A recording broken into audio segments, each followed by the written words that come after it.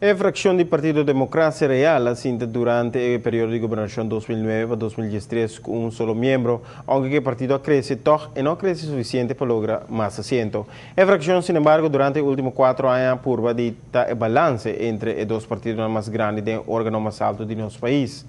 De elección, el líder del partido Assad crece pisado en voto, pero el partido MES no logra crecer tanto debido a la falta de más políticos de nivel de Andin Becker, especialmente para lograr ganar tanto voto de sostén.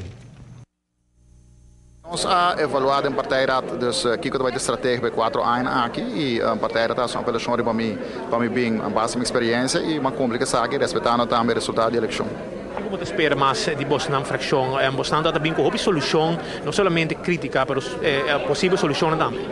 Eu quero que netamente, se o resultado da eleição, netamente a filosofia que nós temos de sempre, não somente señalar problema, mas bem uma possível solução por meio de projetos de lei e of amenda.